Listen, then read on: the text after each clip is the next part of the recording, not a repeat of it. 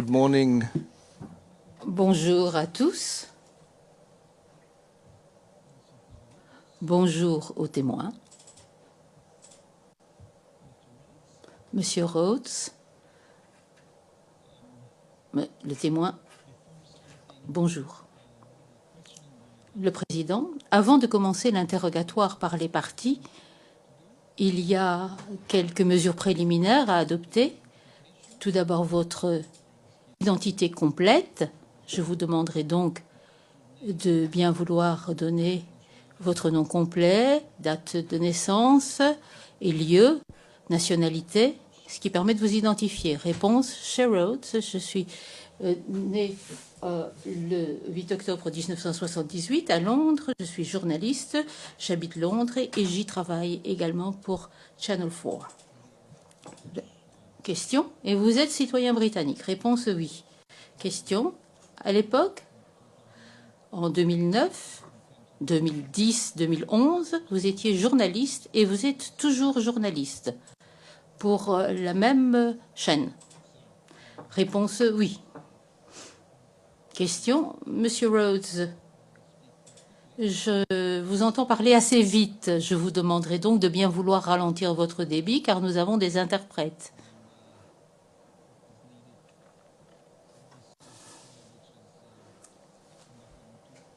C'est un procès qui a lieu en deux langues, en français et en anglais. Dès lors, nous avons des interprètes, nous avons des sténopitistes, nous avons une transcription. Il est dès lors nécessaire de parler plus lentement. Si à un moment donné, vous oubliez, je vous ferai un petit signe pour vous indiquer qu'il faut ralentir. Cette chambre, comme vous le savez, a été établie aux fins des poursuites contre messieurs Gbagbo et Blegude. Vous êtes un témoin appelé par l'accusation. Un témoin qui comparaît devant la cour doit dire la vérité, qu'il soit d'une partie ou d'une autre, mais son obligation, c'est de dire la vérité. Je vous demanderai donc de bien vouloir lire la formule que vous avez sous les yeux. Réponse. Je déclare solennellement que je dirai la vérité, toute la vérité et rien que la vérité. Question. Je vous remercie. Faire un faux témoignage est une infraction. Si, à un moment donné, vous souhaitez faire mention de quoi que ce soit vis-à-vis de la chambre, si vous êtes fatigué, si vous souhaitez faire une pause, n'hésitez pas à le dire et nous essaierons de prendre cela en compte. Si vous êtes prêts maintenant, je vais donner la parole au bureau du procureur qui sera suivi par les deux équipes de la défense, celle de M. Gbagbo et celle de M. Blegude. Je vous remercie, M. Demerjan. Monsieur Demerjan, merci, Monsieur le Président. Bonjour, Madame et Messieurs les juges. Bonjour, Monsieur le témoin.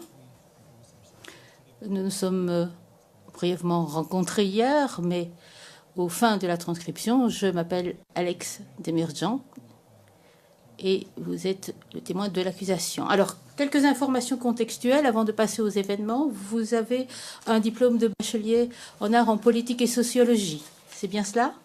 Réponse oui.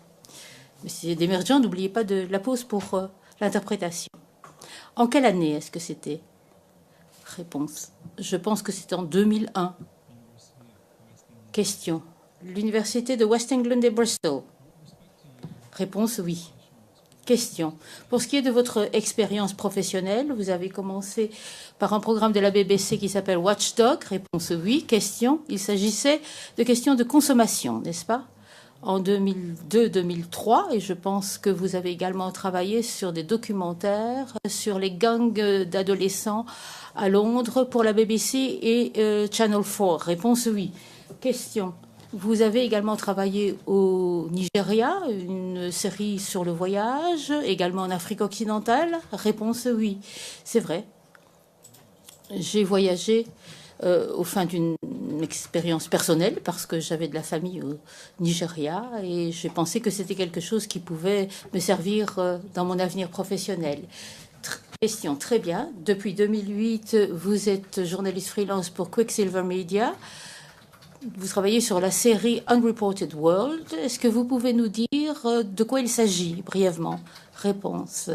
L'objectif de cette série Unreported World, c'est de faire ce que dit le titre, c'est d'essayer de rendre compte sur les sujets qui ne font pas l'objet de comptes rendus ou de reportages. Ça veut dire des sujets qui n'ont pas fait l'objet de reportages au Royaume-Uni à la télévision. Il s'agit de sujets qui peuvent figurer dans des journaux au Royaume-Uni et qui sont couverts ailleurs, mais le public britannique ne connaît pas forcément très bien les affaires internationales. Notre travail consiste à les informer et à expliquer ce qui se passe dans les pays. Now, what is your role in... Question, quel est votre rôle dans la production de cette série Unreported World? Réponse, je suis journaliste. C'est une série qui est relativement unique. Nous avons une très petite équipe de gens qui sont envoyés sur le terrain, moi-même, le producteur-réalisateur, dans ce cas-ci c'était Alex Knott, les deux. Nous sommes les deux représentants qui viennent du Royaume-Uni pour retourner le documentaire. Mon rôle est donc double. Je suis à la fois à l'écran, le présentateur, mais je suis également assistante de production. Tandis que le cadreur, le producteur, réalisateur, lui, tourne les images, se concentre sur les images et se concentre sur le fait que tout le sujet doit être couvert entièrement. Tandis que moi, je suis son agent d'une certaine manière. Je fais en sorte que les choses se passent, je pose les questions, je fais en sorte qu'il y ait des discussions et de temps en temps, c'est moi qui donne la ligne directrice éditoriale. Question. Au sujet de votre expérience, quels sont les sujets, quelles sont les histoires, les pays, les conflits que vous avez couverts dans le cadre de la série Unreported World? Quelques exemples. Réponse, je suis allée un peu partout en Afrique, au Zimbabwe, en République centrafricaine, au Nigeria également, au Sénégal 2 fois. Je suis allée dans d'autres pays comme le Brésil, le Guatemala, en Corée du Sud. Je peux aller un peu partout dans le monde. So I'd like to come to the year 2011, where... Nous arrivons dans l'année 2011, où vous êtes rendu en Côte d'Ivoire. Le président, monsieur le témoin, ça veut dire oui. Il faut dire oui pour que ça soit versé à la transcription. Monsieur Desmergents.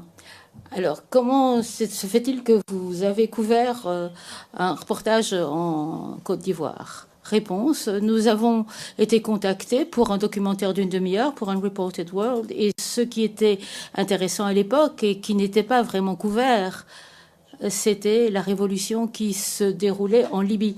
Nous avons fait des recherches sur ce sujet-là et au bout d'une semaine à peu près, on s'est vite rendu compte que ça prenait vraiment de l'ampleur.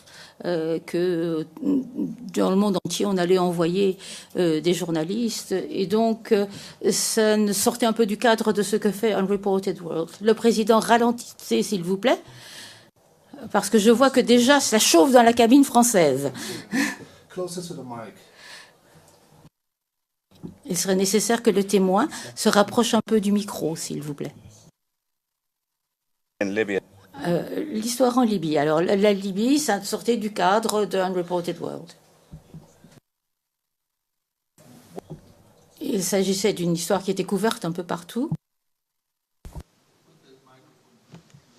Closer. Okay, I'll lean forward. Is that better? Good, okay. If it helps, you can also bring it a little bit. Maître Desmergents, vous pouvez aussi peut-être vous rapprocher. Vous ne devrez pas vous pencher comme ça. Le témoin. Je vais peut-être abaisser mon siège, ce sera plus facile. Donc l'histoire de la Libye a été couverte un peu partout Et il est devenu évident que si on s'y rendait, il y aurait beaucoup d'agences de presse et que notre documentaire serait assez répétitif à comparer à d'autres reportages qui seraient diffusés à l'époque. Donc on a cherché une autre histoire. Et la situation en Côte d'Ivoire a très vite attiré notre attention. Question, très bien. Il y a quelques instants, vous avez cité le nom d'Alex Knott. Est-ce que vous pouvez expliquer comment vous avez commencé à travailler ensemble sur cette histoire? Réponse. L'équipe de Quicksilver Media travaille souvent avec un producteur-réalisateur avant même le choix du sujet. Je ne sais pas très bien pourquoi et comment, mais c'est un peu mystérieux. Mais en général, ils forment des pairs pour travailler ensemble sur un documentaire. Question. Parlez-nous un peu des préparatifs avant de vous rendre en Côte d'Ivoire. Comment vous êtes-vous préparé pour ce reportage? Réponse. Nous avions un peu moins de 2 semaines pour nous préparer pour ce reportage. La grande majorité de mes recherches, c'était de lire l'histoire du pays, lire un certain nombre de comptes rendus qui avaient déjà été faits par des journalistes qui étaient basés là-bas ou qui s'y rendaient pour couvrir les événements. Et la plupart du temps, j'ai aussi parlé au téléphone avec des journalistes, des gens qui avaient été sur place ou qui étaient basés sur place. Question. Est-ce que vous avez également pris contact avec des journalistes ivoiriens? Réponse. Oui. J'ai parlé avec beaucoup de journalistes ivoiriens. Alex ne parle pas français. Donc, lors des recherches, nous avons séparé les choses pour que je parle avec les francophones et lui avec les anglophones. Question. Très brièvement. Avant que vous n'arriviez à Abidjan, qu'est-ce que vous aviez appris sur le conflit en Côte d'Ivoire? Réponse. Il est vite devenu apparent que c'était un conflit fluide, c'est-à-dire que la situation changeait très vite. Je pouvais parler à quelqu'un un jour et puis à la même personne 2 jours plus tard et elle disait quelque chose de différent. On s'est rendu compte que pour un journaliste étranger, travailler sur le terrain serait difficile.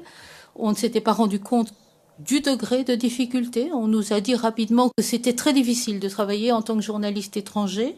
Et puis, nous nous sommes concentrés, en tout cas moi, je me suis concentrée sur la situation humanitaire. Le conflit n'avait pas encore véritablement évolué à Abidjan. Et nous étions dans une situation, nous avions une situation où les gens se trouvaient dans une situation difficile. Il y avait une épidémie de choléra, il y avait un manque d'eau, on se déplaçait difficilement. Donc je voulais essayer de décrire la situation humanitaire pour montrer à quoi ressemblait une crise dans un pays. Question. Est-ce que vous avez appris quelque chose sur les personnages principaux du pays? Réponse. Laurent Gbagbo, bien évidemment, est celui qui a fait l'objet essentiel de mes recherches. Il était à l'époque encore président.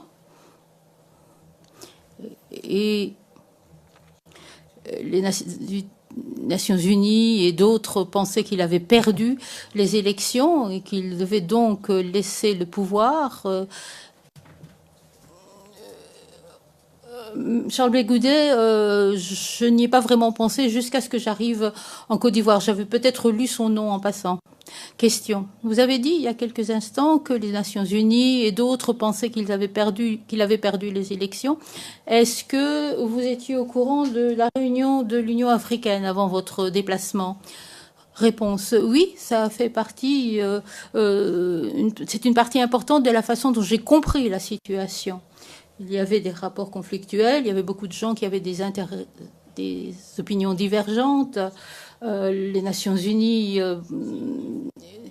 ou les organisations internationales semblent penser la même chose.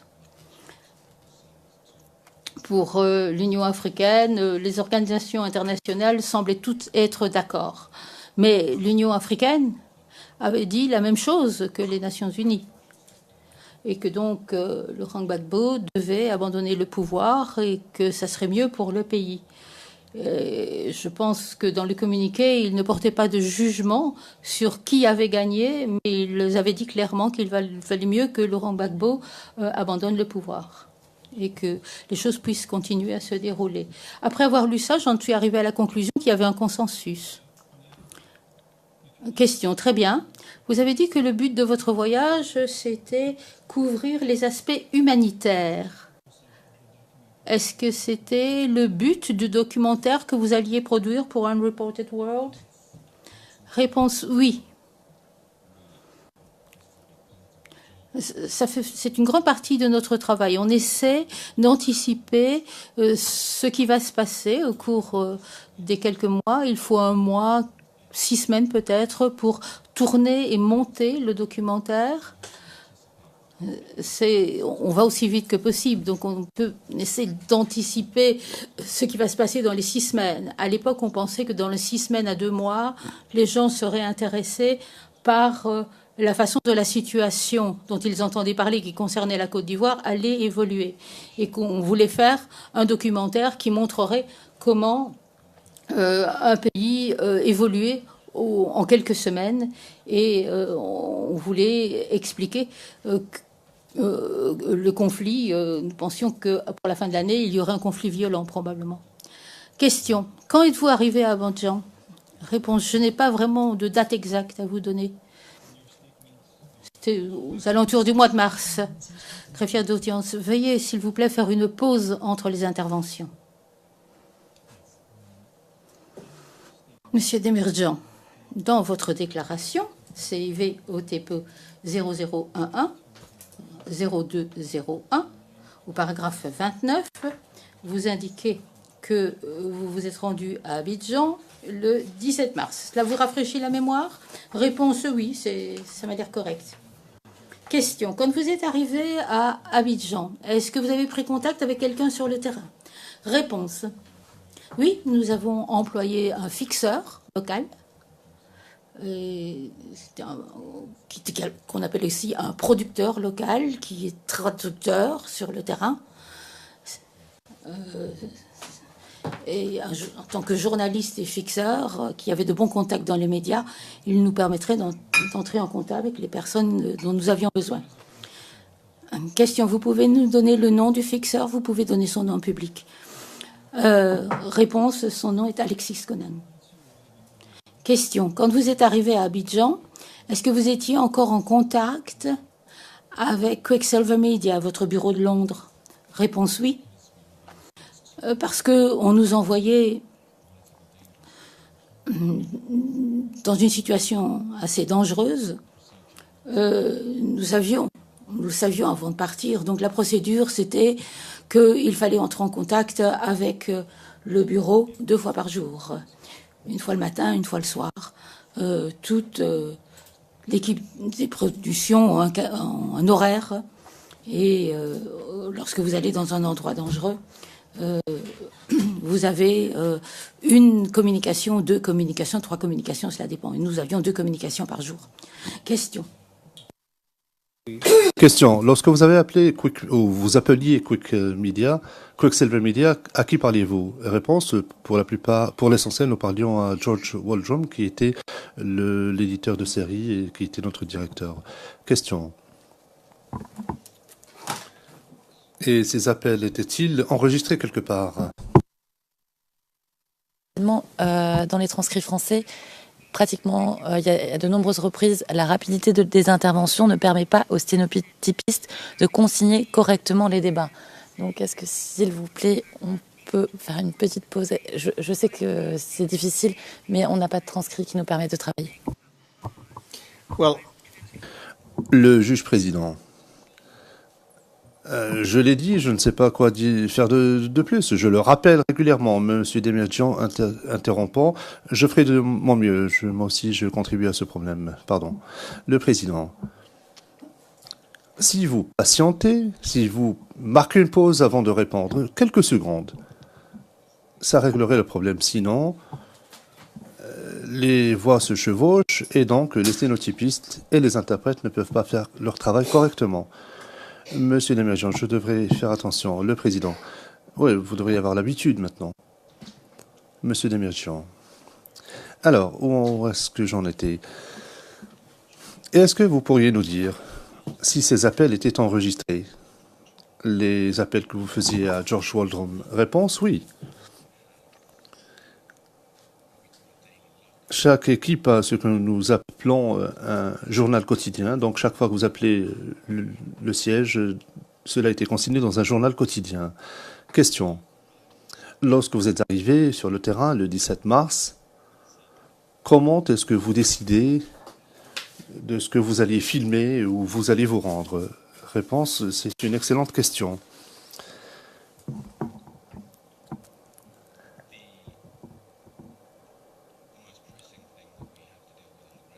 La question la plus urgente sur le terrain, c'est la disponibilité. Donc tout le monde n'est pas disponible lorsque nous souhaitons discuter avec ces personnes. Donc toutes ces personnes qui nous intéressaient n'étaient pas disponibles lorsque nous souhaitions les filmer, les interviewer. Par exemple, lorsque nous filmons une ONG qui livrait de l'aide humanitaire, l'idée c'est de les filmer alors qu'ils sont en train de livrer cette assistance. Mais s'ils ne sont pas disponibles, ce n'est pas très intéressant. Donc sur le terrain, nous devons décider de ceux qui sont disponibles d'abord et surtout nous intéresser à la situation humanitaire, les ONG, les églises et toutes les personnes qui apportent une assistance dans une situation cruciale. Nous cherchions à trouver quelqu'un qui était disponible et nous cherchions des événements qui nous intéressaient pour pouvoir les filmer. Le juge président, permettez-moi de poser une question. Qui était le chef de cette équipe? Qui était le leader de cette équipe? Qui décidait d'où il fallait aller, ce qu'il fallait faire? Si vous et M. Nott n'étiez pas d'accord, par exemple, qui prenait la décision finale? Le témoin. Il est difficile d'expliquer comment les choses se passaient dans une équipe de 2. S'il y a une équipe de 3 personnes, là, peut-être la hiérarchie est importante. Mais quand on est une équipe de 2, on travaille de manière très collégiale. Et tout dépend de la disponibilité de la personne que nous souhaitons interviewer. C'est ce qui nous intéressait au plus haut point. Il n'y avait pas vraiment de désaccord entre nous. D'ailleurs, nous n'avions pas l'embarras du choix. Nous réveillions le matin, nous regardions ce qui était possible et nous faisions le possible.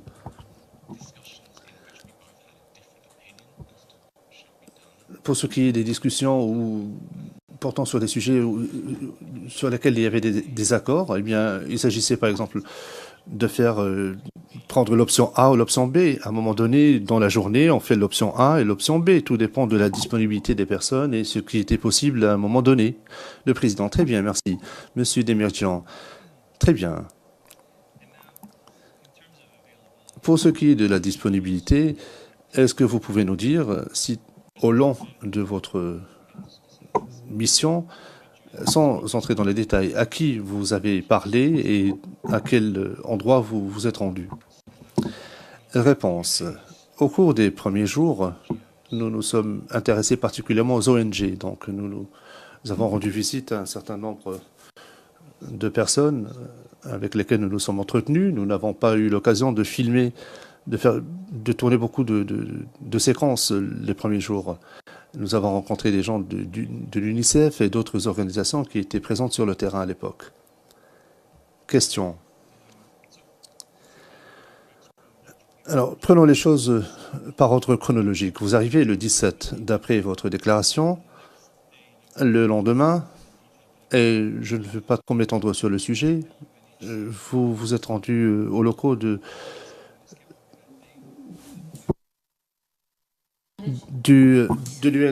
HCR. Et qu'est-ce que vous avez fait le troisième jour, c'est-à-dire le 19? Est-ce que vous vous en souvenez? Réponse, non. Est-ce que vous pouvez me le rappeler? Réponse, question, certainement. Nous pourrions le faire en faisant référence au journal quotidien. Servir du Daily Log pour lui rafraîchir la mémoire, mais lui montrer le Daily Log, c'est aussi lui donner la teneur de ce qu'il y a écrit dans le Daily Log. Donc c'est lui donner des éléments sur le fond et sur ce qui se rappelle ou se rappelle pas, sur le fond, sur cette journée dont vous voulez lui parler. Donc est-ce que vous ne pouvez pas lui rafraîchir la mémoire avec le Daily Log sans lui montrer à l'écran le Daily Log et donc la teneur de ce qui est écrit concernant la journée dont vous voulez parler. Merci.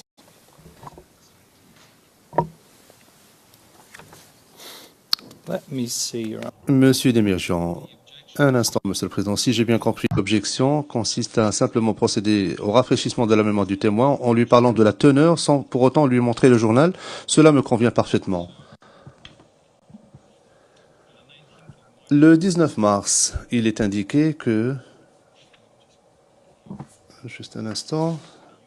Que vous avez parlé à des représentants de l'UNICEF.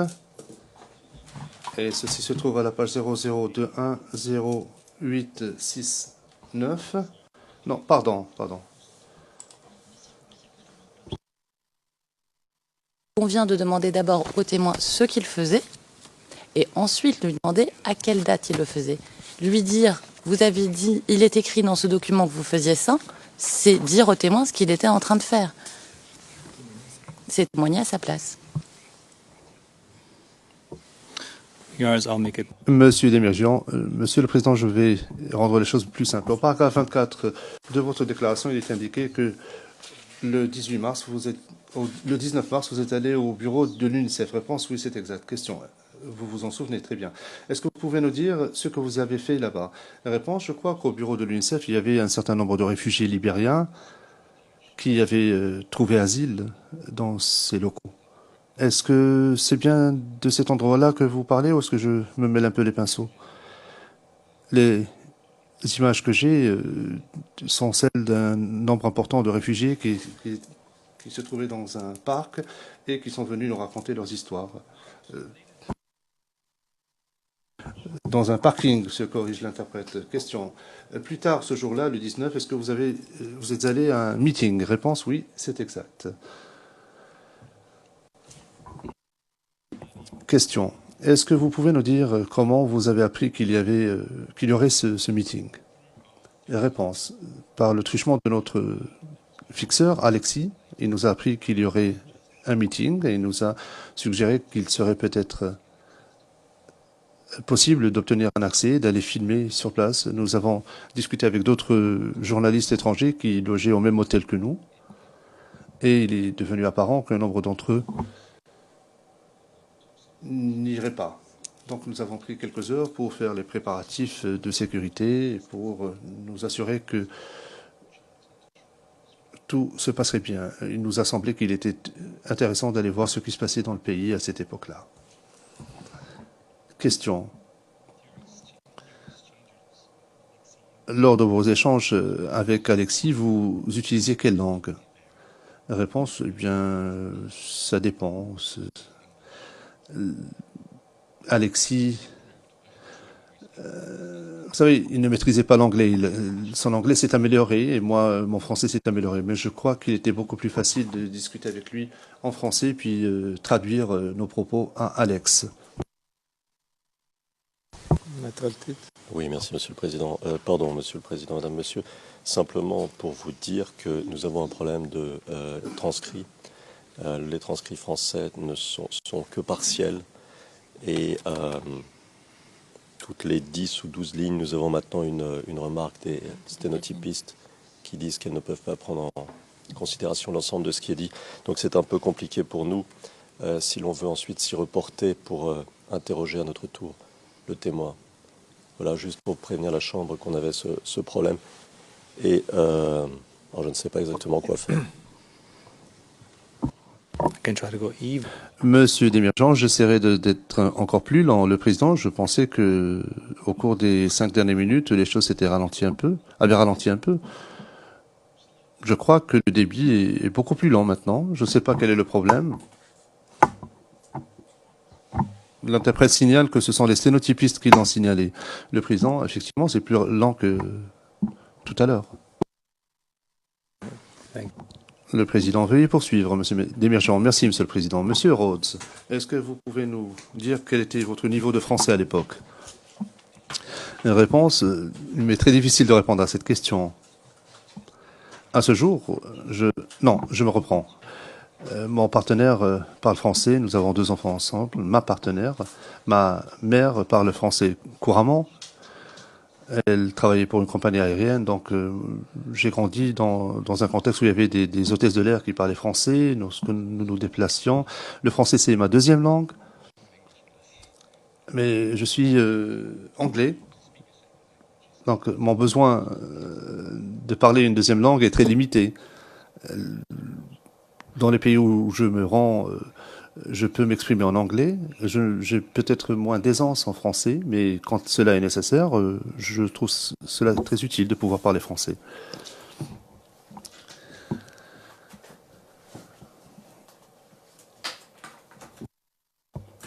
Monsieur Desméjian, vous pouvez tenir une conversation en français? Réponse oui. Question. Il y a quelques instants, vous avez mentionné qu'avant d'arriver à Abidjan, vous aviez appris que la situation serait difficile pour les journalistes étrangers en Côte d'Ivoire. Qu'est-ce que vous avez appris au sujet de la réaction de la population locale à l'égard des journalistes étrangers? Réponse. Les journalistes étrangers avec lesquels je me suis entretenu m'ont dit clairement que travailler sur le terrain en tant que personne de race blanche, surtout avec une caméra ou un appareil photo, attirait beaucoup d'hostilité, susciterait beaucoup d'hostilité. Les photographes m'ont dit qu'ils n'étaient pas en mesure de prendre des photographies parce qu'ils étaient entourés d'une foule de personnes qui criaient et qui... D'autres nous ont dit que leur équipement avait été détruit ou volé. La situation était difficile. La situation était clairement difficile. Question.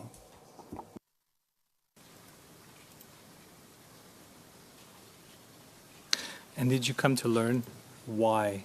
Avez-vous appris pourquoi il y avait cette hostilité? La réponse, oui. Cela m'a été expliqué. On m'a expliqué que l'annonce des élections en Côte d'Ivoire, où la proclamation du résultat des élections avait été très polémique. Un journaliste de France 24 avait annoncé le résultat des élections avant l'annonce officielle des résultats. Et j'ai supposé qu'ils avaient procédé à des sondages et qu'ils étaient sûrs des résultats. Les Ivoiriens, d'après ce que j'ai compris,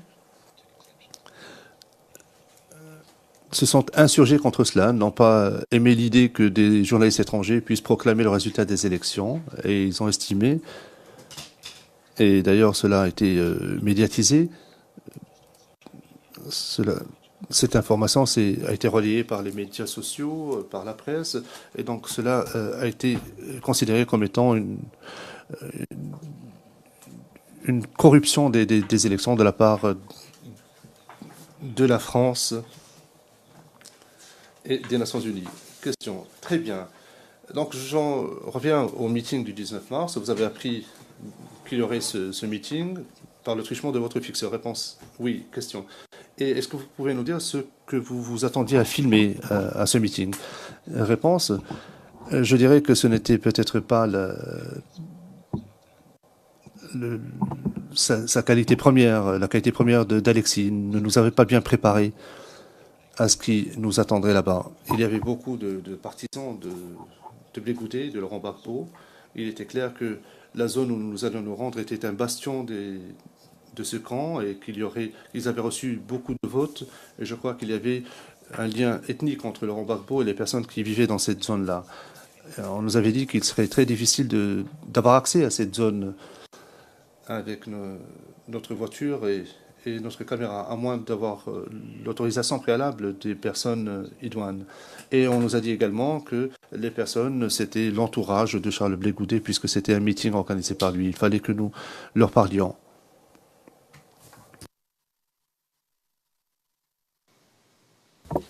And did you get Question. Et est-ce que vous avez réussi à parler à quelqu'un de son entourage pour avoir accès au meeting? Réponse.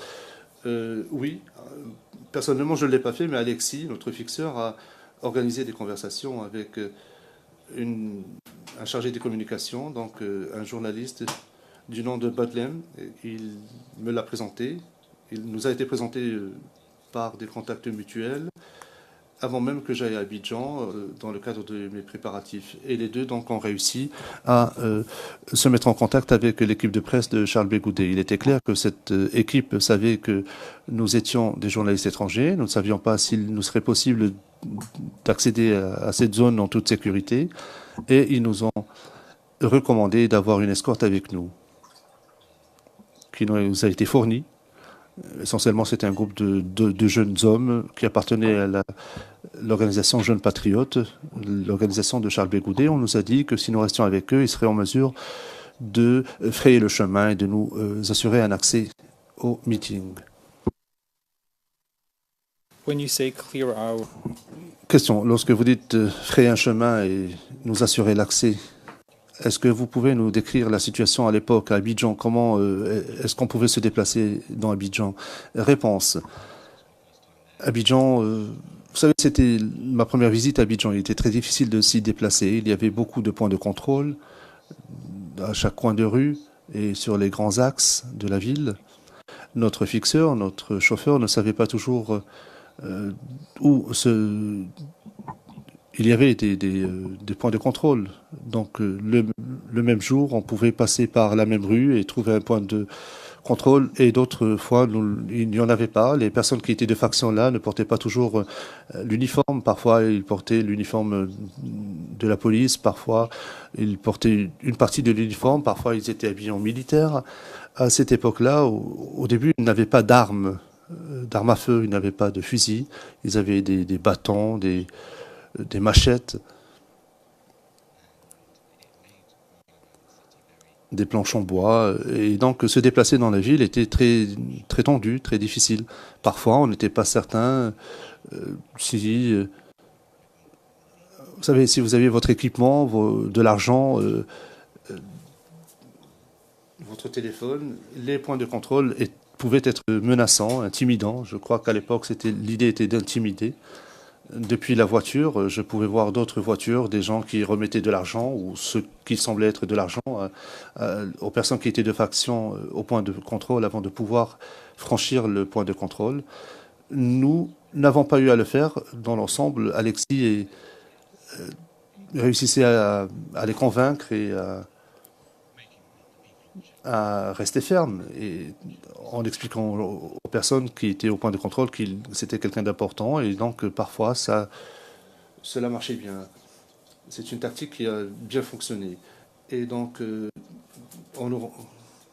nous savions que pour nous rendre au meeting, nous aurions beaucoup de points de contrôle à franchir et donc c'est Alexis qui a réussi, à force de persuader les autres, à nous faire passer ces points de contrôle. Question. Bien. Donc, en vous dirigeant vers ce meeting, est-ce que vous disposiez d'une escorte, comme vous venez de le dire il y a quelques instants? Réponse oui. Oui, nous en avions. Question. Est-ce que vous étiez tous dans le même véhicule? Est-ce que vous vous déplaciez dans des véhicules différents? Réponse non. Pour autant que je m'en souvienne, nous nous sommes arrêtés à un lieu prédéterminé. Je crois que c'était une station essence. Nous avons rencontré un groupe de jeunes hommes qui étaient censés nous escorter. Ils ont poursuivi le chemin avec nous dans une voiture qui était devant nous. Je crois qu'il y a une personne qui est montée à bord avec nous. Désolé, mais je ne me souviens pas de tous les détails. Question. Est-ce que vous vous souvenez de ce que portaient ces escortes, par hasard? Réponse. Les escortes portaient ce que je considérais comme étant des uniformes des jeunes patriotes. Dans certains cas, ils portaient des t-shirts où l'on pouvait lire jeunes patriotes et dans d'autres cas, ils portaient des maillots de football de couleur verte ou orange. C'était une sorte d'uniforme non officiel qui les distinguait des autres membres du groupe. Question, très bien. Est-ce que vous vous souvenez du quartier où ce meeting a eu lieu? Réponse, c'était à Yopougon. Question. Avant de rentrer dans les détails, pouvez-vous nous décrire ce que vous avez vu sur les lieux? Décrivez-nous la scène. Réponse. Lorsque nous sommes arrivés, il y avait un bouchon de circulation, il y avait tous les véhicules qui étaient devant nous ont dû s'arrêter ou ralentir. Il semblait y avoir 3 ou 4 points de contrôle l'un après l'autre. Donc le véhicule devait s'arrêter, parler à un groupe de personnes, poursuivre son chemin. Après quelques mètres, il fallait qu'il s'arrête pour parler à d'autres personnes. C'est ce qui semblait se passer devant nous. Et plus loin, il y avait des groupes de jeunes hommes qui portaient des maillots de football orange ou vert. Parfois, ils couraient, parfois ils marchaient, parfois ils se tenaient le long de la route. Ils avaient des armes. It was pretty chaotic, but Des semblants d'armes. Donc ils avaient érigé des barrages routiers, avec des pneus, des morceaux de bois, pour ralentir les voitures. C'était assez chaotique, mais c'était un chaos organisé. Et ils dirigeaient la circulation, ils assuraient la sécurité de cet événement. Question, très bien. Et donc, une dernière question avant que nous passions à notre sujet. Lorsque vous êtes arrivé là, vous êtes descendu de la voiture, je suppose. Réponse, oui, c'est exact. Question, la greffière d'audience rappelle aux intervenants de ralentir et de marquer une pause, s'il vous plaît. Le témoin, lorsque je suis descendu de voiture, la première chose qui m'a frappé, c'était le bruit. Il y avait du bruit qui provenait du coin de la rue. Il semblait y avoir des dizaines de milliers de personnes qui chantaient. Il y avait un certain nombre de personnes armées qui se promenaient et qui ne portaient pas d'uniforme que je puisse reconnaître. Ils avaient des fusils d'assaut et ils semblaient disposer d'équipements militaires très professionnels. Ils avaient différents types d'armes à feu, de fusils, différents types d'armes de poing, des machettes, des chaînes. Il y avait une grande concentration de personnes armées et leurs armes étaient moins, disons, des armes de fortune ou improvisées. À ce stade-là, il y avait donc ces personnes-là qui étaient concentrées autour de cette zone. Et il était très difficile de savoir qui était qui, mais dans un intervalle de quelques secondes, j'ai compris que j'ai commencé à entendre des commentaires négatifs. Les gens ont commencé à me dire de rentrer chez moi, de me dire que je devais rentrer chez moi, disons, en termes peu flatteurs. Question, très bien. Dans un instant, je vais vous montrer des extraits vidéo, mais avant d'y arriver, est-ce que vous pouvez nous dire brièvement ce qui s'est passé lors de ce meeting? Est-ce que vous avez été en mesure de rencontrer des personnes, de parler à des personnes, et qu'est-ce que vous avez pu filmer là-bas? Réponse. Lorsque nous sommes arrivés, il ne se passait pas grand-chose au début. Il y avait un certain nombre de personnes sur l'estrade qui semblaient chanter des chansons qui, à mon sens, étaient des chansons traditionnelles, qui étaient de motiver la foule. Ils parlaient de l'Afrique de la Côte d'Ivoire. Ils encourageaient les gens à être très positifs. Ils préparaient donc la foule en vue de l'arrivée de Charles Blé Goudé, qu'il qualifiait de leader. Il l'appelait le leader, le chef. C'était clairement une personne très importante. Il était très apparent, d'après ce que j'ai pu voir, que son arrivée et sa présence était le point culminant. C'était pour cela que les gens s'étaient amassés là. Et après la phase préliminaire, Charles Blé Goudé est arrivé, la foule était en délire. On aurait dit une star du rock qui venait d'arriver. Et il savait comment déchaîner la foule. C'est quelqu'un qui était aimé, qui avait un bon rapport avec la foule. Il s'est promené, il a serré les mains, il agissait en superstar. J'ai été témoin de cela. J'ai été très impressionné par cela. C'était clairement quelqu'un de très important qui avait un impact sur la population à ce moment-là. Il est monté sur scène, il a prononcé un discours, et il a exprimé son avis sur la situation politique. Que je résumerai brièvement, de la manière suivante. Les autorités françaises et des pays étrangers tentent d'imposer ou de poursuivre leur dessein impérialiste et que la Côte d'Ivoire, la population devait s'ériger contre cela et se battre contre cela.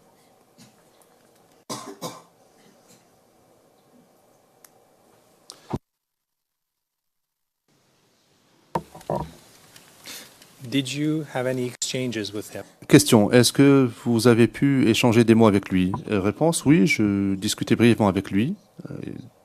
Pour nous, c'était très important. Et ça me rappelle la question que vous avez posée précédemment sur la manière de travailler d'Alex et moi. Nous avons échangé très brièvement et très très vite, nous nous sommes entendus sur le fait que cet homme-là devait savoir que nous étions là et que nous étions là pour lui et qu'il était d'accord pour que nous soyons présents. Il était très important de montrer aux autres qu'il avait donné son aval.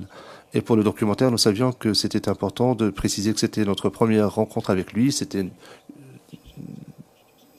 Je devais me présenter, lui serrer la main et me présenter officiellement et essayer de prévoir une nouvelle rencontre avec lui. Et nous avons donc encouragé Alexis à nous aider à monter sur l'estrade pour lui serrer la main et le remercier, et ce que nous avons fait. Question, très bien. Un instant, je vous prie.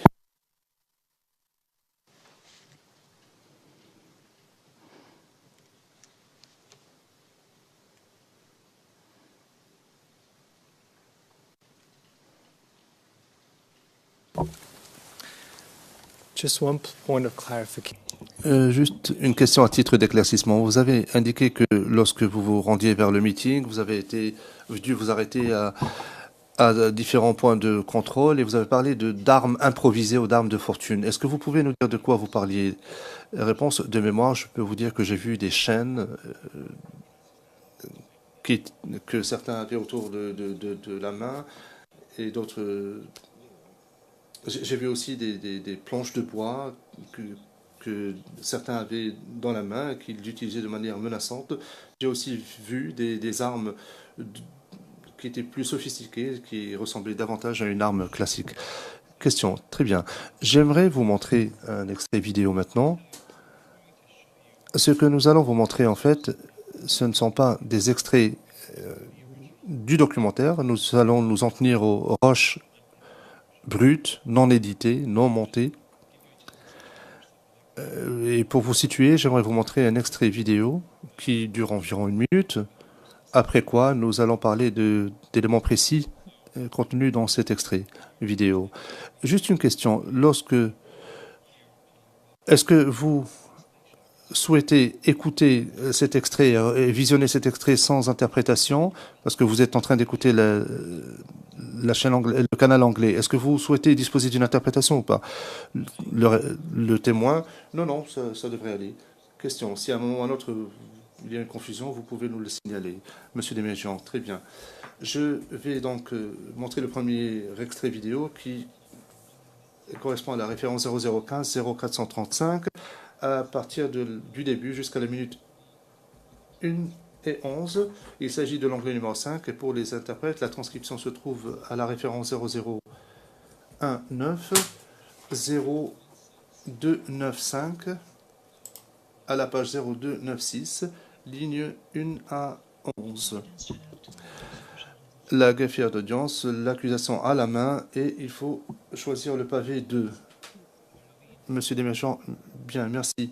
Les interprètes sont-ils prêts? Est-ce que nous pouvons commencer?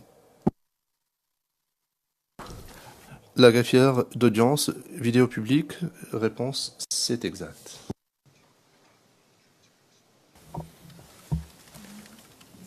Is that a yes from the interpreters? No, they have received it only. Est-ce que c'est un oui de la part des interprètes? Le président, non, et ils l'ont reçu très peu de temps avant l'audience et n'ont pas eu le temps de les regarder et de voir où cela se trouve dans le document. Je ne comprends pas pourquoi ces documents arrivent toujours très tard.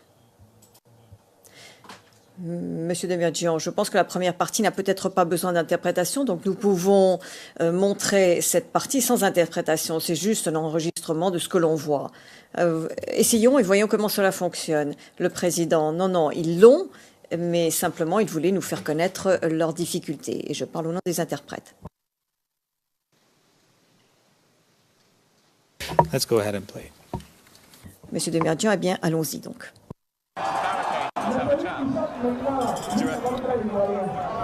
Voilà. Donc nous sommes là dans sa comédie politique avec Sarkozy, le Guignol.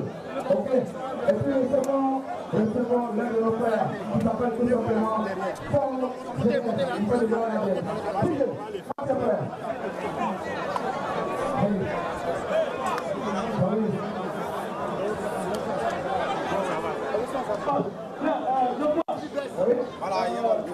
When you're ready, let's have a chat with the crowd.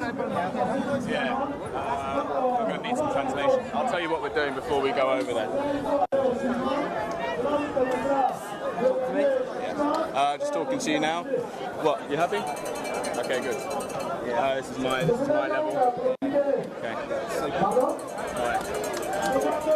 We just walked into the main centre of the rally and it feels like I'm in a pro-Gbagbo cauldron. I'm surrounded by his supporters on all sides, and whenever I make eye contact with anyone, they make it quite clear that I'm not really welcome here. And I'm going to try and have a word with them anyway and see what they're here for.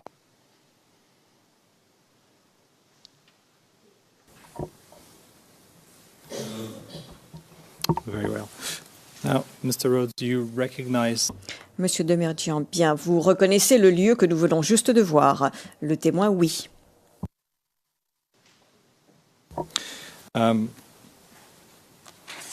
Question.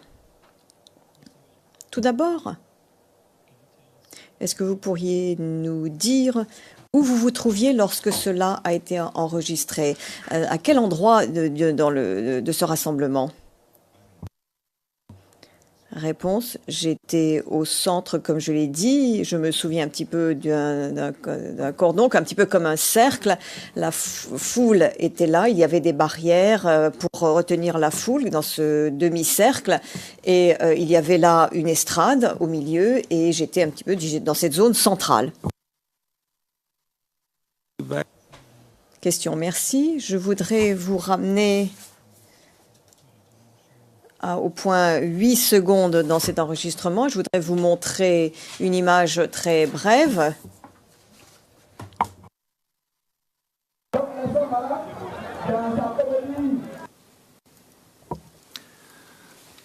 So at the 8 seconds mark, à ce time code de 8 secondes, vous voyez donc un homme avec une casquette.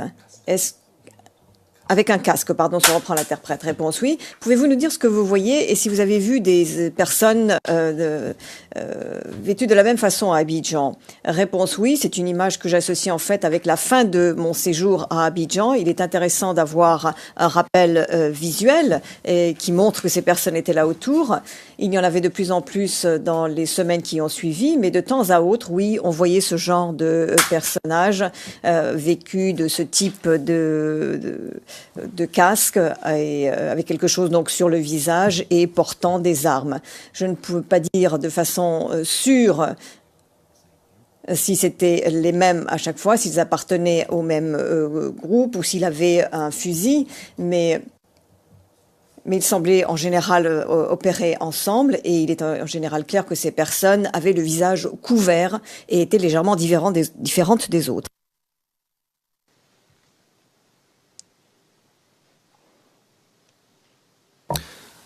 and when you say you later sold them, Question. Et quand, par la suite, vous les avez vus dans le conflit, dans quelles circonstances les avez-vous revus? Réponse. La plupart du temps, j'ai vu des gens dont les visages étaient cachés pendant les rassemblements ou dans certaines manifestations, notamment lorsque Charles parlait. Et je les ai vus également circuler en ville, dans des voitures qui circulaient très rapidement, dans des pick-up qui se rendaient d'un point A à un point B. like us to continue playing and Question, j'aimerais que l'on passe maintenant le reste de cet enregistrement et que l'on reprenne au timecode 21, s'il vous plaît.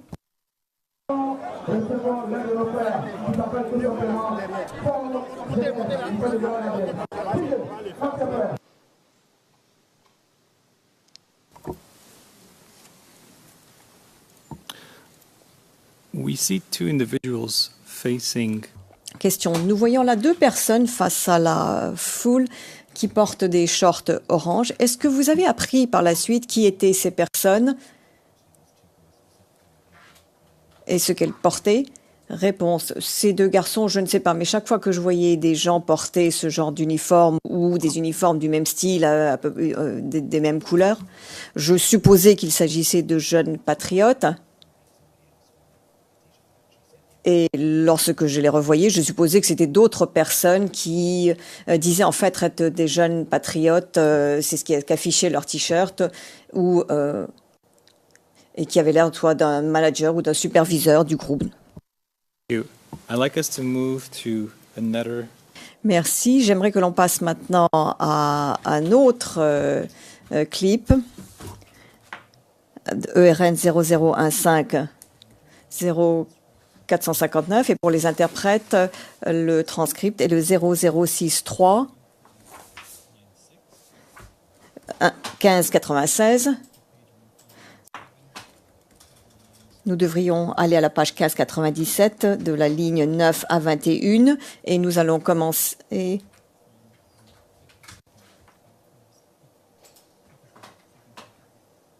à 50 secondes.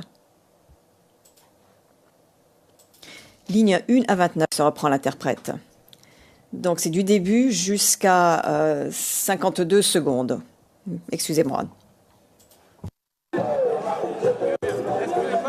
interview avec vous? Okay. So, tell me, why are you dressed like this? Pourquoi vous faites ça? Pourquoi vous faites ça?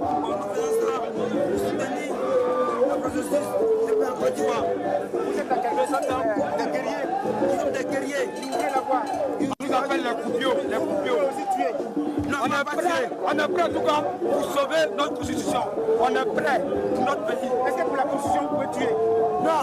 Non, mais s'ils veulent attaquer notre constitution, nous sommes prêts. Pour défendre notre constitution, donc on est prêt pour tuer.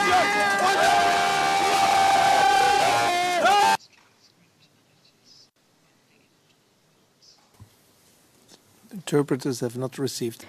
Le président, les interprètes n'ont pas reçu le transcrit. La cabine française rappelle que c'était bien les lignes 9 à 21. Maître Merdian, on me dit que tout a été envoyé hier par email. Le président, je ne sais pas. At 6 p.m. from the La greffière, nous avons reçu le transcript ce matin à 18h de la part du bureau du procureur et cela a été envoyé aux interprètes et aux sténotypistes ce matin à 8h30. Le président, bien, je ne cherche plus à comprendre tous ces débats, je dois dire. Enfin bon, non, je ne vais pas laisser tomber pour autant. Monsieur Demerdian, monsieur le témoin, monsieur Rhodes, nous avons entendu ces personnes dire être des guerriers. Qu'est-ce que ce terme signifie pour vous? Réponse. D'après ce que j'ai compris, il s'agissait là de danseurs traditionnels qui portaient des costumes de guerriers et leur rôle était de préparer les gens à la guerre, essentiellement à travers des danses traditionnelles.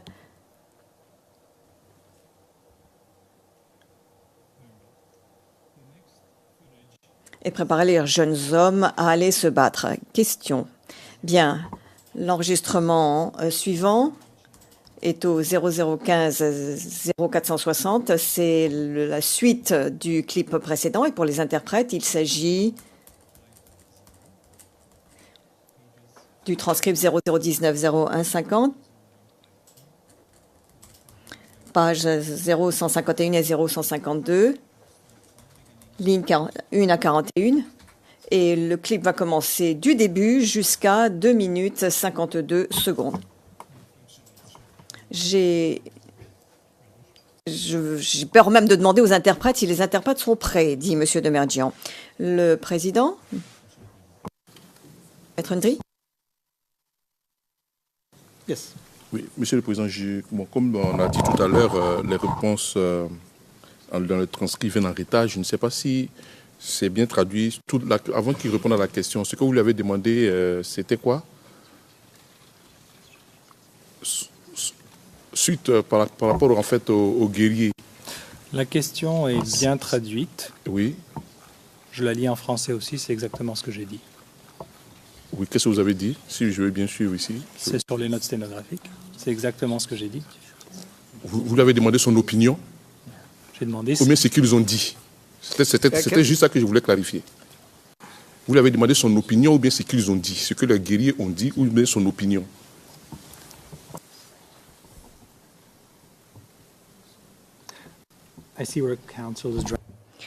Monsieur Demerjian, je vois ce que veut dire le Conseil. La question est de savoir si le témoin a compris ce qu'étaient ces personnes en discutant avec elle. Et il nous a donné une réponse. Le Président, bien.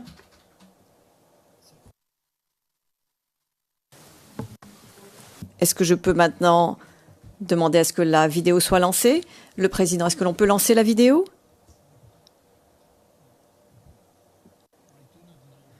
Je ne sais pas où est le problème ou ce qui manque, mais on me dit qu'ils n'ont pas le transcrit. La greffière d'audience, je viens de l'envoyer aux interprètes.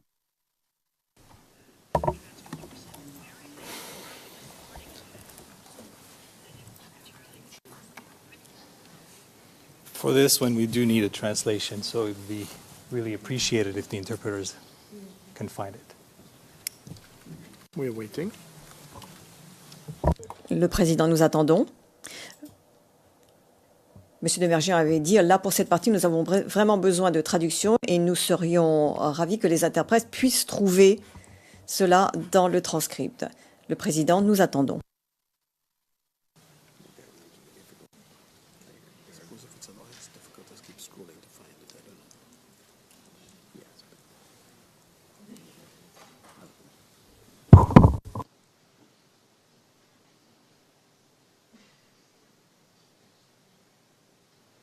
Can you tell us when you're ready? Président, pouvez-vous nous dire lorsque vous serez prêt? Et je m'adresse aux interprètes.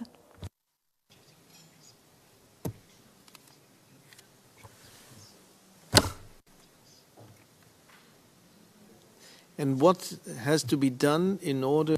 Le Président, et que faut-il faire pour que les transcripts, que vous ayez les transcripts sous les yeux?